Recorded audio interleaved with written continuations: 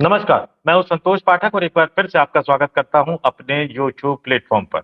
आज का मुद्दा राजनीति से जुड़ा नहीं है, लेकिन आज का मुद्दा हमसे, आपसे, हम सबके बच्चों से, हम सबके भविष्य से जुड़ा हुआ है, इस देश के विश्वविद्यालय से जुड़ा हुआ है और इस मुद्दे पर बल्कि मैं कहूँ कि सरल भाषा में इस मुद्दे को समझाने के लिए हमने इनवाइट किया है, जो जीसी राइट एक्टिविस्ट आप जो नीचे लिखा हुआ देख रहे हैं, वो भी आपको आगे पता लगेगा कि इसका मतलब और मायने क्या है और ये भी आपको पता लगेगा कि ये चर्चा किस लिए यहाँ पे है क्योंकि देश के युवा सड़कों पर उतरे हुए हैं और किस लिए उतरे हुए हैं? क्योंकि यूजीसी ने जो कायदे की एक अच्छी यूनिवर्सिटी तो नहीं बना पाई। दुनिया के 100 बड़े विश्वविद्यालयों में हमारे विश्वविद्यालयों का नाम तो नहीं आ पाया, लेकिन उसने विश्वविद्यालय में परमानेंट झगड़ा बनाए रखने के लिए एक आदेश जारी कर दिया है। तो इस पर बातचीत करने के लिए डॉक्टर नेहा हमारे साथ मौजूद है। डॉक्टर नेहा, आपका बहुत-बहुत स्वागत है हमारे यूट्यूब मंच पर। धन्यवाद संतोष जी मुझे बुलाने के लिए। आई थिंक ये मैं पहली बार किसी चैनल पे आ रही हूँ बात करने के लिए। धन्यवाद। बहुत-बहुत धन्यवाद और मैं कहना चाहूँगा कि लगातार मैं फ़ोर्स कर रहा था कि आप आइए, इस पर बोलिए। सोशल मीडिया पर तो लगातार डॉक्टर नेहा छाई रहती हैं क्योंकि जो मुद्दे वो उठा रही हैं, उस मुद्दे की बात करना आजकल अपराध माना जाता है। राजनीति की दुनिया में नहीं, सामाजिक दुनिया में। तो डॉक्टर नेहा, एक बार फिर से धन्यवाद और मैं सीधे कहूँगा कि आप ज़रा हमारे दर्शकों को बताइए इस दर्शकों में जनरल कैटेगरी यानी अगड़े वर्ग के लोग ही नहीं, बल्कि देश के 144 करोड़ लोगों को ये समझना ज़रूरी है कि आखिर ये यूजीसी की गाइडलाइन क्या है, जिसके खिलाफ हल्ला बोल रखा है आप लोगों ने, इस देश के तमाम युवाओं ने और हम सब ने। जी संतोष जी, तो मैं इसमें थोड़ा सा बैकग्राउंड देना चाहूंगी कि ये गाइडलाइंस क्या है। पहले मैं वो समझाऊंगी और उसके बाद बताऊंगी कि इसमें ऐसी क्या बातें हैं जिसका हम विरोध कर रहे हैं। और थोड़ा सा फिर मैं बैकग्राउंड भी देना चाहूंगी ये बता के कि ये गाइडलाइंस क्यों लाई गई हैं, इसके पीछे की कहानी क्या है। तो इसी साल 13 जनवरी को यूजीसी ने एक नोटिफिकेशन जारी किया था और उसके अंदर उन्होंने कुछ गाइडलाइंस नोटिफाई की हैं। तो द जो गाइडलाइंस है उनका नाम है UGC promotion of equity higher education regulations 2026। तो इसका जो बेसिक ऑब्जेक्टिव है वो है कि जातिगत भेदभाव जो कह रहे हैं कि यूनिवर्सिटीज में होता है उसको प्रिवेंट करने के लिए एक गाइडलाइन इन्होंने निकाली थी। तो ये जो गाइडलाइन है ये जब आप इसको पढ़ेंगे तो इसमें आपको ये समझ में आएगा कि जो इसका जो जितने भी इसमें प्रावधान किए गए हैं वो इस तरह से किए गए हैं कि अ, हमारे देश की जो 90% जनता है which is SC ST OBC women विकलांग जो इकोनॉमिकली पुअर है उनको एक वर्ग में डाल दिया गया है। और जो जनरल कैटेगरी के लोग हैं स्पेसिफिकली जो उसके जो लड़के हैं उनको एक कैटेगरी में डाल दिया गया है और ये बताया गया है कि बाकी जो 90% है वो लोग एक तरह से ऑप्रेस्ड हैं, उनके साथ जातिगत भेदभाव हो रहा है, उनके साथ किसी भी तरह का भेदभाव हो रहा है। और जो दूसरा एक वर्ग है जो बहुत ही मिनिस्क्यूल जो 10% का वर्ग है वो वर्ग उस डिस्क्रिमिनेशन के पूरे एम्बिट से बाहर रखा गया है। मतलब ये बताना चाह रहे हैं कि भाई देखो ये जो छोटा सा जो 10% का जो वर्ग है वो 90% लोगों के साथ भेदभाव कर रहा है किसी भी तरह का। और जो इसकी डेफिनेशंस हैं जिस तरह से उन्होंने इसको फ्रेम किया है वो एक प्रिजम्पशन पे डाला गया है कि भाई ये जो लोग हैं यही लोग सारा भेदभाव करते हैं और बाकी सब जो है वो सारे पीड़ित हैं। और दूसरी ये बात है कि जो यूनिवर्सिटी में है वो एक constant surveillance kind of system design किया गया है, जैसे कि एक इक्विटी स्क्वाड्स बनाने की बात है जो कि कैंपस में जगह जगह घूमेंगे और इक्विटी एम्बेसडर्स बनेंगे जो जगह जगह जाके जहाँ पे उनको लगता है कि भेदभाव हो सकता है कैंटीन में हॉस्टल में वहां पे जाके मॉनिटरिंग करेंगे, वहां पे जाके लोगों को देखेंगे। तो एक तरह से क्या होगा कि ये फ्रीडम ऑफ स्पीच पे भी बहुत बुरी तरह से असर करेगा। मतलब कॉलेज के बच्चे हैं 18 साल के 19 साल के, इनको क्या पता ये लोग जो बात करते हैं नॉर्मल तरीके से, तो उसको एक तरह से ये लोग सर्वेलेंस में डाल देंगे कि भाई तुमने किसी को गाली दे दी, तुमने किसी के साथ झगड़ा कर लिया तो ये भेदभाव हो गया। तो ये एक तरह से एक डेंजरस प्रेसिडेंट सेट कर रहे हैं वो बताने के लिए कि भाई इस पर्टिकुलर कास्ट के लोग जो होते हैं वो विक्टिम होते हैं और इस पर्टिकुलर कास्ट के जो लोग होते हैं वो ऑप्रेसर होते हैं। तो ये पूरा जो इसके अंदर प्रिजम्पशन डाला गया है वो बहुत ही डेंजरस है। और प्लस और भी बहुत सारे प्रावधान है, मैं धीरे-धीरे आपको बताऊँगी इसके बारे में। लेकिन ये मेजर प्रॉब्लमैटिक जो सिचुएशन बना दी गई है कि एक तरह से एक पूरे वर्ग को शोषक घोषित कर दिया गया है। देखिए, विश्वविद्यालयों को आपने बिल्कुल सही कहा, और जब 10% आबादी को आप ये बताते हैं कि वो शोषण करती है, और आज के माहौल में जब सब लोग जागरूक है, जब किसी का शोषण कम से कम देश के कॉलेजों में, विश्वविद्यालयों में तो नहीं हो सकता, लेकिन इसके बावजूद भी जो आप 90 और 10 का फॉर्मूला रहा है, बेसिकली जो अपर कास्ट के लड़कों के खिलाफ एक तरह का ये फॉर्मूला है।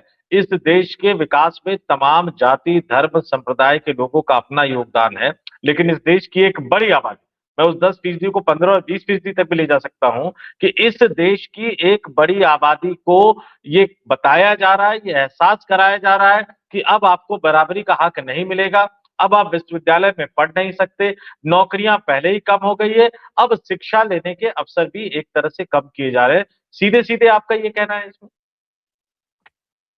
जी हाँ, बिल्कुल। इसमें अगर आप देखेंगे तो जिस हिसाब से गाइडलाइंस डिज़ाइन की गई हैं, इनका पूरा जो बैकग्राउंड ही है, वो पूरा शेकी है। मतलब जो एक प्रिज़म्पशन डाला गया है, जिस पिल के पीआईएल के ऊपर ये गाइडलाइंस बनाई गई हैं, वो पूरा पीआईएल का जो बेस है, वो बिल्कुल ही गलत है और फेक साबित हो चुका है। लेकिन उसके बाद भी कोई डेटा नहीं है, कोई आधार नहीं है, तब भी ये गाइडलाइंस बनाई गई हैं। और इस तरह से किया गया है कि भई जो बच्चे हैं, वो कॉलेज जाने से डरें। तो अगर अगर आप ये बोल दो कि बच्चों को 18 साल के 19 साल के बच्चों को कि भाई आप कॉलेज जाओगे, लेकिन आपकी एक-एक बात जो है वो स्क्रूटिनाइज की जाएगी, आपकी एक-एक बात जो है वो डिस्क्रिमिनेशन के एम्बिट में आ सकती है। और सबसे जो डेंजरस बात इन्होंने डाली है इस गाइडलाइन में, वो ये डाला है कि कोई एक्सप्लिसिट एक्ट की डिस्क्रिमिनेशन या जातिगत भेदभाव नहीं माना जाएगा। अगर आपका कोई इम्प्लिसिट एक्शंस भी आएंगे, मतलब जिसके पीछे कोई इंटेंट नहीं है। मान लीजिए मजाक-मजाक में 2 लोग बात कर रहे हैं और एक ने बोल दिया कि भाई तुम काले हो, तुम मोटे हो, तुम छोटे हो, व्हाटएवर। तो ये सब अगर सामने वाले को बुरा लग जाता है और वो ये मान लेता है कि मेरे साथ भेदभाव हुआ है, तो वो भी भेदभाव माना जाएगा और उसके खिलाफ कंप्लेन हो सकती है। तो ये जो लैक ऑफ इंटेंट वाला पार्ट डाला गया है, इम्प्लिसिट एक्ट्स, तो इम्प्लिसिट एक्ट्स जो है वो तो भाई अब बच्चों को तो नहीं रोक सकते हो कि आप जब बात कर रहे हो तो आप ये सोच के बोलो या ये सोच के करो। या फिर ऐसे भी है कि एक्शंस, मान लीजिए आप खाना खा रहे हैं और आप कहेंगे कि भाई मुझे आपके साथ प्लेट शेयर नहीं करना है, या मुझे आपके साथ बेड शेयर नहीं करना है, मुझे आपके कपड़े मेरे कपड़े क्यों पहन लिए तुमने। तो इस टाइप से मतलब अगर इस टाइप की किसी स्टेटमेंट को सामने वाले ने ये समझ लिया कि मेरे साथ भेदभाव कर रहा है, तो वो भेदभाव मान लिया जाएगा, भले ही जो कह रहा है उसका वो इंटेंट ना रहा हो। तो ये एक बहुत ही डेंजरस चीज डाली है। और खासकर जो जातिगत भेदभाव का जो डेफिनेशन इन्होंने डाला है, उसके अंदर उन्होंने क्लियरली बोला है कि जातिगत भेदभाव का मतलब ये है कि कोई भी डिस्क्रिमिनेशन जो एससी, एसटी और ओबीसी वर्ग के लोगों के साथ होगा। तो इन्होंने ये बिल्कुल मतलब ये मान लिया है कि भेदभाव केवल एससी, एसटी, ओबीसी वर्ग के लोगों के साथ होता है, और जो जनरल कैटेगरी के बच्चे हैं उनके साथ कोई भेदभाव नहीं होता है, जातिगत भेदभाव। लेकिन आप आजकल यूनिवर्सिटी वगैरह में देखेंगे तो जो सबसे ज्यादा नारे लगते हैं वो ब्राह्मण भारत छोड़ो, ब्राह्मणवादी मुर्दाबाद, इस टाइप के जो नारे लगते हैं, तो अधिकतर ये सारे जो भी नारे लग रहे हैं वो तो जनरल कास्ट के खिलाफ लग रहे हैं। तो प्रोटेक्शन की जरूरत किसको ज्यादा है? तो ये देखिए, सवाल बिल्कुल, उठता है यहाँ पे। बिल्कुल डॉक्टर नेहा जी, आपने बिल्कुल ठीक कहा कि राजनीतिक दल के नेता हो पिछले 20-25 सालों में, या विश्वविद्यालयों के कैंपस हो, एक अजीब सा एक भ्रम पैदा कर दिया गया। कभी उसको मनुवाद कहा जाता है, कभी उसको ब्राह्मणवाद कहा जाता है, पता नहीं लोगों ने पढ़ा या नहीं पढ़ा। और ऐसी बहुत सारी किताबें अगर आप धर्म की उठा लेंगे, किसी भी धर्म की उठा लेंगे, तो उसमें कुछ ना कुछ ऐसा होगा जो समय के साथ लोगों ने मानना बंद कर दिया। विश्वविद्यालयों में जैसे शब्दों का आपने इस्तेमाल किया, दोस्ती यारी में विश्वविद्यालय की बात हो, कॉलेजेस की बात हो, स्कूलों की बात हो, बच्चे इस तरह का इस्तेमाल करते हैं। यूट्यूब, इंटरनेट ने सब कुछ एक तरह से पूरी दुनिया बदल दी है। ये कहना कि अगर आपको किसी ने खाने का ऑफर दिया, आपने मना कर दिया, तो उसको भी इस तरह से कह सकता है। अगर आप हॉस्टल में एक रूम में 4 फ्रेंड रह रहे हो, अगर आपने किसी को मना कर दिया कि आपने मेरे कपड़े क्यों पहन लिए या आप मेरे बेड पे क्यों सो गए, तो उसको लेकर भी शिकायत हो सकती है। तो ये तो समझिए कि इस देश का हर विश्वविद्यालय, हर कॉलेज कैंपस जो है, वो लड़ाई का एक अखाड़ा बन जाएगा। ये इस देश की यूजीसी ने अपने इस फैसले से एक तरह से साबित कर दिया है।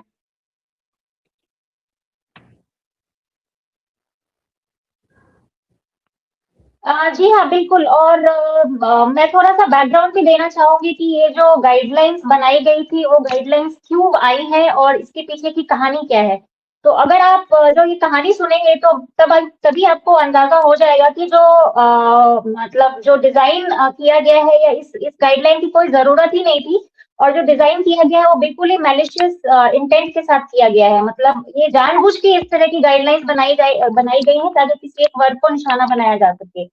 तो मतलब इसकी जो शुरुआत होती है वो होती है, आई थिंक लोगों ने सुना होगा, रोहित वेमुला एक केस हुआ था 2016 में, जहाँ पे कि एक तेलंगाना में एक स्टूडेंट थे, उन्होंने सुसाइड किया था। तो उस केस का जो है वहां से ये स्टार्ट होती है कहानी। और रोहित वेमुला के बाद 3 साल बाद फिर एक और स्टूडेंट थी, जो मेडिकल कॉलेज में थी, तो उसने भी पायल तडवी थी, जिसने अगेन सुसाइड किया था। तो इन दोनों को जो केस है वो इन गाइडलाइंस का आधार बताया जा रहा है। अब मैं बताती हूँ कि क्या हुआ था। इन दोनों केस में जो इनकी माताजी थी उनसे परमिशन लेके एक पीआईएल फाइल की गई सुप्रीम कोर्ट में। और इसको फाइल करने वाली थी इंदिरा जयसिंह। तो आई थिंक इंदिरा जयसिंह काफी फेमस पर्सनालिटी है, लोग जानते हैं उनको। उन्होंने एक पीआईएल फाइल की और इस पीआईएल के अंदर कहा गया था कि जो यूनिवर्सिटीज हैं वहां पे बहुत ही ज्यादा डिस्क्रिमिनेशन होता है कास्ट बेस्ड, और इसके खिलाफ इंस्टीट्यूट्स कोई एक्शन नहीं लेते, इंस्टीट्यूशनल अपैथी है, और इसके लिए कुछ किया जाए। और ये उन्होंने पीआईएल जो लगाई थी वो एससी एसटी स्टूडेंट्स के खिलाफ, मतलब उसके खिलाफ जो भेदभाव होता है ये कह के लगाई थी। तो ये यहाँ से होती है कहानी शुरू। अब क्या हुआ कि जब ये पीआईएल लगाई गई तो उसके बाद सुप्रीम कोर्ट ने यूजीसी को निर्देश दिए कि भाई तुम इसका जवाब हमको दो। तो यहाँ पे मैं बताना चाहूंगी कि जो ये सुप्रीम कोर्ट है वो सवाल जो कर रही थी वो सरकार से कर रही थी। इसका जो केस फाइट कर रहे थे सरकार की तरफ से, वो सॉलिसिटर जनरल तुषार मेहता जी हमारे सरकार की तरफ से अपियर होते थे और वो जवाब देते थे। तो यहाँ पे क्या हुआ है कि इन्होंने तुषार मेहता जी ने अपने तरफ से जो भी डेटा दिया या जो भी बताया, उसके बाद इन्होंने बोला कि हम यूजीसी जो है वो हम एक नया गाइडलाइन बना रहे हैं और वो आप देखिएगा। तो इन्होंने लास्ट ईयर एक ड्राफ्ट गाइडलाइन बना के दिखाई, तो वो इनको उतनी पसंद नहीं आई इंदिरा जयसिंह को। उन्होंने बोला नहीं, इसमें बहुत ज्यादा आपने मतलब स्ट्रिक्ट बनाने के बजाय आपने रिलैक्स कर दिया है। तो फिर उन्होंने कुछ फीडबैक सजेशंस दिए, तो उन सबको मान के एक नई गाइडलाइन बनाई गई जो कि अभी निकली है 2026 में। अब इसका जो हम बेस देखते हैं वो पीआईएल में जो कहा गया था, राइट, कि यूनिवर्सिटी में कास्ट बेस्ड डिस्क्रिमिनेशन बहुत ज्यादा हो रहा है। तो पहले तो हम यही दो केस की बात करते हैं, रोहित वेमुला और पायल तडवी जी की। तो रोहित वेमुला का मैं थोड़ा सा एक बैकग्राउंड बता देती हूँ। तेलंगाना में जब ये पढ़ रहे थे तो इन्होंने एक एसोसिएशन ज्वाइन किया था, उसका नाम था अम्बेडकर स्टूडेंट एसोसिएशन। तो ये जो एसोसिएशन है वो इन्होंने एक धरना प्रदर्शन टाइप का किया था जो याकूब मेनन के सपोर्ट में था। अब याकूब मेनन कौन है ये मुझे बताने की जरूरत नहीं है, बट उनके सपोर्ट में ये किया गया था। तो उसके अगेंस्ट क्या हुआ कि इनकी कहासुनी हो गई एबीवीपी कार्यकर्ताओं के साथ। अब एबीवीपी कार्यकर्ताओं के साथ जब इनकी कहासुनी हुई तो जो एबीवीपी के लीडर हैं, वो उन्होंने इन पे आरोप लगाया कि मेरे रूम में आके 40 लोगों ने, एएसएस एसोसिएशन के 40 लोगों ने आके मेरे साथ मारपीट की। और उसके बाद उन्होंने लेटर लिख के वहां के जो यूनियन मिनिस्टर थे उनको ये एक लेटर लिखा कि ये जो एसोसिएशन है जिसमें रोहित वर्मला और भी लोग हैं, ये लोग एंटी नेशनल एक्टिविटीज में इन्वॉल्व हैं। तो ऑब्वियसली बिकॉज वो लोग याकूब मेनन के लिए जो धरना वगैरह कर रहे थे, तो ये जो लेटर है वो स्मृति ईरानी जी को फिर भेजा गया। तो उसके बाद क्या हुआ कि इन पे एक्शन लिया गया, तो रोहित वेमुला के साथ 4 और लोग थे जिनके ऊपर ये डिसिप्लिनरी एक्शन लिया गया और उनको उनका जो स्टाइपेंड था वो बंद कर दिया गया, उनको हॉस्टल से बोला खाली कर दिया जाए। तो उसके बाद जो है ये इंसिडेंट हुआ, मतलब रोहित वेमुला ने फिर उसके बाद सुसाइड किया। तो इस पूरे प्रकरण में देखिएगा कहीं भी आप कास्ट की कोई भी बात नहीं है, राइट, कहीं भी इसके अंदर जाति की बात नहीं हुई, कुछ नहीं हुआ। तो है मसला शुरू वो उनके आज शुरू हुआ जब इनको पॉलिटिसाइज किया गया इस पूरे मसले को। तो अगर आप रोहित वेमुला की जो लेटर है अगर आप देखेंगे सुसाइड लेटर है, उसमें उन्होंने कहीं भी बात नहीं की कि मेरे साथ कोई भी भेदभाव हुआ था। उन्होंने एक जनरल बात की कि भाई। डॉक्टर नेहा, आपने बिल्कुल जी। सही कहा कि रोहित वेमुला का जो पूरा मामला है उसको बैकग्राउंड के रूप में यूज करते हैं, लेकिन सच उसका लगभग लगभग सामने आ चुका है। अभी सुप्रीम कोर्ट ने एक फैसला दिया है एक तरह से कि कोई गाली देने मात्र से एससी एसटी एक्ट नहीं लग सकता, लेकिन यूजीसी ने कह दिया कि भैया कुछ भी बोल दो, आपका सारा एक्ट जो है आपके ऊपर लग जाएगा। अब एक बड़े सवाल पे आता हूं, यूजीसी मतलब कौन? यूजीसी मतलब केंद्रीय शिक्षा मंत्रालय, सीधा सीधा। केंद्रीय शिक्षा मंत्री कौन? धर्मेंद्र प्रधान। केंद्रीय शिक्षा मंत्री धर्मेंद्र प्रधान के बॉस कौन? अभी प्रधानमंत्री जी ने अपना बॉस किसी और को बता दिया, लेकिन प्रधानमंत्री नरेंद्र मोदी। जब भी यूपी, बिहार, मध्य प्रदेश, छत्तीसगढ़, राजस्थान, पूरे देश में आप लगातार सोशल मीडिया पर आप खुद भी पोस्ट कर रही है, पूरे देश में युवा जो है वो सड़कों पर उतरे हुए हैं। तमाम जो अलग अलग संस्थाएं बनी हुई थी अपर कास्ट की, अलग अलग कास्ट की, उन लोगों को भी समझ में आ रहा है कि खतरा ज्यादा है।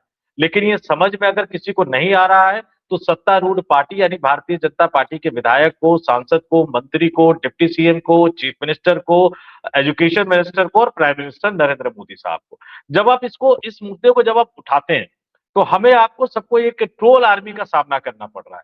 जो ट्रोल आर्मी हमें बताती है कि नहीं बीजेपी नहीं तो कौन, और बीजेपी के खिलाफ आप जाकर काम कर रहे हो। हम कहते हैं भैया हम बीजेपी के खिलाफ बात नहीं कर रहे, हम तो अपने बच्चों के भविष्य के लिए, हम तो अपनी यंग जनरेशन के लिए बात कर रहे हैं। हम तो विश्वविद्यालयों के माहौल को लेकर बात कर रहे हैं। वर्ल्ड क्लास यूनिवर्सिटी बनाने की बजाय यूजीसी ये कौन से काम में उतर गया है? और आप अगर रोक नहीं रहे हो तो आप जिम्मेदार हो। तो आप कहते हो कि नहीं आप तो बीजेपी को हराओगे, तो बीजेपी के बाद आएगा कौन? कोई मुस्लिमों का डर दिखाता है, कोई हिंदू राष्ट्र बनाने की बात करता है, ये तमाम चीजों की बात करते हैं। बस सीधे सीधे एक सवाल पूछता हूँ, क्या बतौर अपर कास्ट हमने बीजेपी को जिताने का ठेका ले रखा है? क्या ये हमारी जिम्मेदारी है कि बीजेपी चुनाव जीतती रहे, या हमें अपने विश्वविद्यालय के माहौल को, और जब मैं अपने विश्वविद्यालय के माहौल की बात कर रहा हूं तो सिर्फ जनरल कास्ट की नहीं, एससी एसटी ओबीसी महिलाएं तमाम बच्चों की बात कर रहा हूं, क्योंकि शांति और सुकून रहेगा तभी तो पढ़ाई होगी, तभी तो एजुकेशन आएगा, तभी तो बच्चे टॉप करेंगे, तभी तो बच्चे अच्छी शिक्षा हासिल करेंगे। तो क्या ये जिम्मेदारी हमारी है कि बीजेपी चुनाव ना हारे, भले ही वो जो कुछ करते रहे? चूंकि सवाल पॉलिटिकल है तो मैं इसका आंसर ऐसे देना चाहूंगी कि एज अ सिटीजन इस देश के लिए भी आपकी कुछ जिम्मेदारी है, राइट? तो अगर आप इस देश में कुछ गलत होते हुए देख रहे हैं और आप इसलिए चुप हैं क्योंकि आपको लग रहा है कि आपकी जो पार्टी है, जो आपके फेवरेट पार्टी है, वो अगर चली जाएगी तो दूसरा जो कोई आएगा वो उससे भी ज्यादा खराब हो सकता है, तो फिर आप अपनी जो नागरिक होने की जिम्मेदारी है वो सही से नहीं निभा रहे हैं। सिंपल चीज है कि अगर आप किसी की गलतियों को ये कह के छुपा रहे हैं कि सामने वाला शायद उससे ज्यादा गलत है, तो आप उसको एक लाइसेंस कि भाई आप जो भी गलती करना चाहें आप कर सकते हैं। चूंकि सामने वाला होस्ट है, हम आप पे उंगली नहीं उठाएंगे, और फिर धीरे धीरे इसका अंजाम यह होगा कि जिसको आप बचा के रख रहे हैं वो इतनी गलतियां करते चला जाएगा कि जो विकल्प है जिसको आप खराब समझ रहे थे उससे भी ज्यादा खराब हो जाएगा। तो आज हमको मतलब वैसी सिचुएशन में ला दिया गया है जहाँ पे हमको ये सोचने को मजबूर होना पड़ रहा है कि भाई विकल्प ढूंढना क्या हमारा काम है? हम अपने बच्चों की राइट्स पहले देखेंगे, हम पहले देखेंगे कि देश में जो गलत हो रहा है हम उसके बारे में सवाल उठाएं, कि पहले हम ये देखेंगे कि हम वोट किसको करने जाएंगे, उसका इम्प्लीकेशन क्या होगा, कौन आएगा कौन नहीं आएगा, ये सोचना हमारी जिम्मेदारी नहीं है। और उसके बाद विकल्प अपने आप ही बन जाते हैं। अगर हम पहले गलत के खिलाफ आवाज उठाना शुरू करो, उसके बाद धीरे धीरे विकल्प अपने आप ही रास्ते बनाते चले जाएंगे।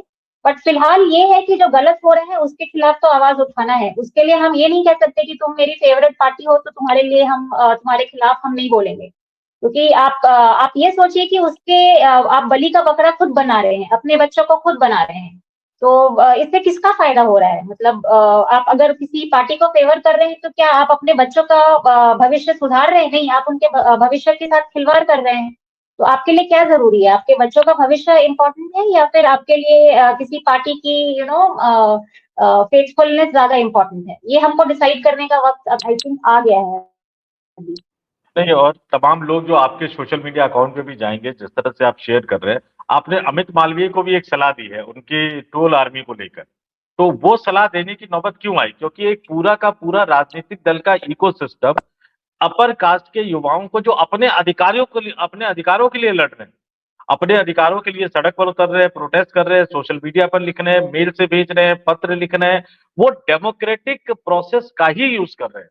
जो इस देश के लोकतंत्र ने उनको अधिकार दिया है, उन्हीं लोकतांत्रिक अधिकारों का प्रयोग कर रहे हैं। लेकिन आपको बीजेपी के आईटी सेल के हेड अमित मालवीय को टैग करके वो लिखने की जरूरत क्यों पड़ गई जो आपने लिखा, और क्या लिखा, जरा ये भी हमारे दर्शकों को बता दीजिए।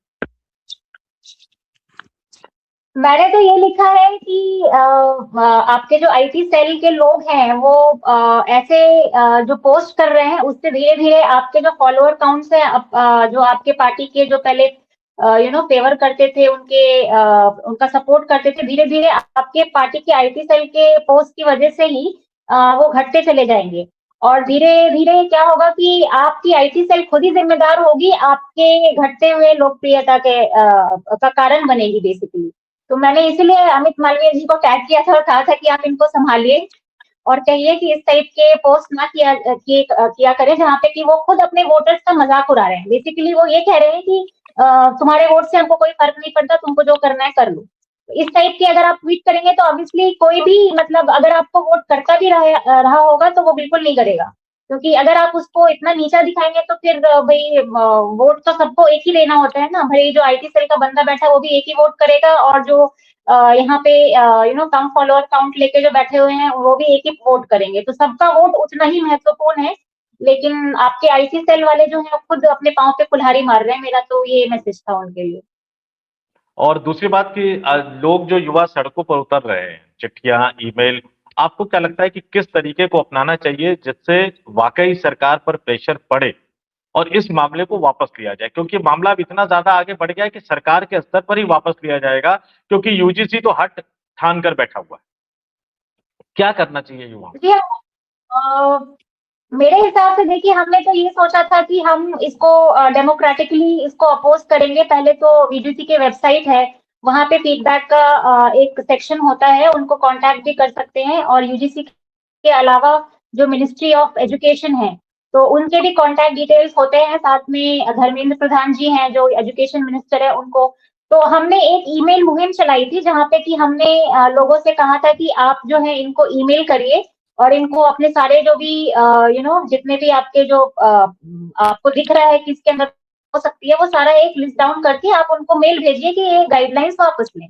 और इतना ही नहीं, हमारी टीम ने एक लोगों के लिए सिंप्लीफाई करने के लिए एक क्यूआर कोड तक बना दिया था जिसमें कि आप क्लिक करेंगे और आप सबको सारा मेल का डिटेल सब कुछ भरा रहेगा, आपको बस सेंड करना है। तो ये हमने एक ईज, लोगों को आसानी हो मेल करने के लिए, ये भी हमने एक मुहिम चलाई थी।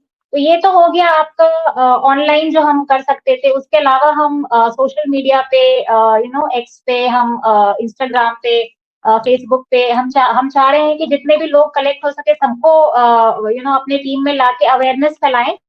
क्योंकि अभी क्या है कि ग्राउंड लेवल पे लोगों को जानकारी नहीं है इस गाइडलाइन की, बहुत कम लोगों को जानकारी है। तो पहले तो जानकारी लोगों तक पहुंचानी है, वो एक मेजर काम है। और उसके बाद फिर आता है ग्राउंड लेवल पे प्रोटेस्ट। तो ग्राउंड लेवल पे प्रोटेस्ट करने के लिए तो सबसे पहला तो रहेगा स्टूडेंट एसोसिएशंस जितने भी हैं उनको सबसे पहले तो आना चाहिए, क्योंकि सबसे पहले उन्हीं का भविष्य यहाँ पे खतरे में आ रहा है। तो जितने भी स्टूडेंट ऑर्गेनाइजेशंस हैं उन तक ये जानकारी पहुंचाई जाए और उनको बोला जाए कि भाई आप जो चांसलर हैं या फिर जो भी आपके यूनिवर्सिटी के हेड हैं उनके थ्रू आप यूजीसी को एक ज्ञापन भेजें कि भाई ये वापस लो। और हो सके तो यूनिवर्सिटी में या सड़क पे आके जहां भी आप प्रोटेस्ट करना चाहे कर सकते हैं। और उसके अलावा जितने भी आपके इलेक्टेड रिप्रेजेंटेटिव्स हैं, मतलब आपके जो एमपीज हैं, एमएलएज हैं आपके एरिया के, उनको कांटेक्ट करें और उनको जाके लिख के लेटर दें कि भाई आप सरकार से बोलिए कि आप ये जो डिस्क्रिमिनेटरी टाइप का जो आपने गाइडलाइन लाया है उसको आप वापस लें। तो ये सारे तरीके हैं, आई थिंक अभी सब पे काम हो रहा है। ऑनलाइन तो हमने काफी कुछ किया है, हमने ईमेल्स भी ऑलमोस्ट 50-60 हजार 1 लाख से ऊपर आई थिंक ईमेल जा चुके होंगे। और उसके अलावा हमने 3-4 दिन तक तो हमने काफी इस पे हल्ला भी मचाया था, तो जिसमें काफी बड़े हैंडल्स भी शामिल हुए थे। और ग्राउंड लेवल पे भी अब क्या हो रहा है कि सवर्ण ऑर्गेनाइजेशन जितने भी हैं उन सबको साथ लाने की कोशिश हो रही है। जैसे अभी करनी सेना ने भी लेटर लिख के राष्ट्रपति जी को लेटर लिखा है और साथ में वो लोग ग्राउंड लेवल पे भी प्रोटेस्ट करने के लिए उन्होंने ज्ञापन दे दिया है।